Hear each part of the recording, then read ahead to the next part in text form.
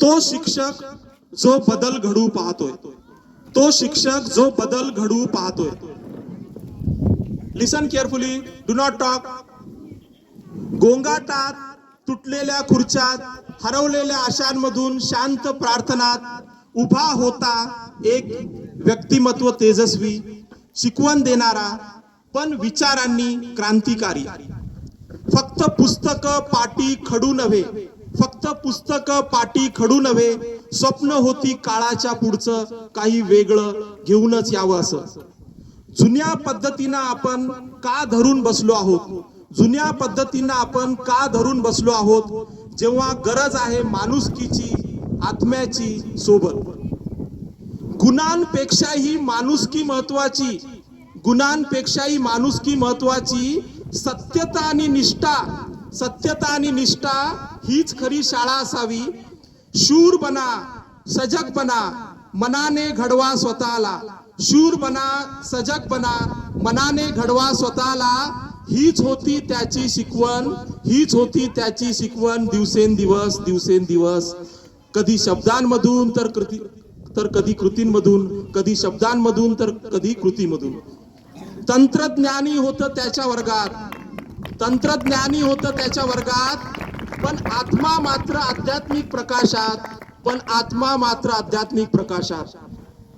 Tab, coding, apps हे सगळं होतं. टॅब, कोडिंग, ऍप्स हे सगळं होतं, पण मानवतेच्या मुळाशी तो शिकवायचा, पण मानवतेच्या मुळाशी तो शिकवायचा.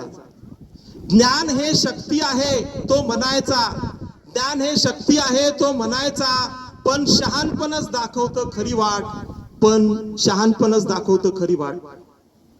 गुणपत्रक सांगत नाही तुमचं खरं मूल्य, गुणपत्रक सांगत नाही तुमचं खरं मूल्य. हे असतं तुमच्या आचार विचारांमध्ये, स्वभावामध्ये, हे असतं तुमचे.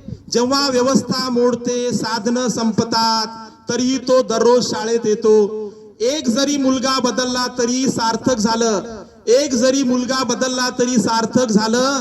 कारण शिक्षक होणे सोपं नव्हेच मुळी, कारण शिक्षक होणे हे सोपं नव्हेच मुळी. खेड्यापाड्यात तो ज्ञान पेरतो, खेड्यापाड्यात तो ज्ञान पेरतो. स्वतःच्या हातांनी नव्या गोष्टी लिहितो, स्वतःच्या हातांनी नव्या गोष्टी लिहितो. सर्वांसाठी शिक्षणाचा हक्क जपतो, सर्वांसाठी शिक्षणाचा हक्क जपतो. कारण प्रत्येक मूल म्हणजे त्याचं स्वप्न असतं, कारण प्रत्येक मूल म्हणजे त्याचं स्वप्न असतं. शिक्षक नव्हे फक्त, शिक्षक नव्हे फक्त तो एक ज्वाला होता, शिक्षक नव्हे फक्त तो एक ज्वाला होता. नाव नसेल कुठं, नाव नसेल कुठं, पण विचारांनी प्रकाश देणारा, पण विचारांनी प्रकाश देणारा. अंतर्मनाच्या शाळेत तो शिकवत होता, अंतर्मनाच्या शाळेत तो शिकवत होता.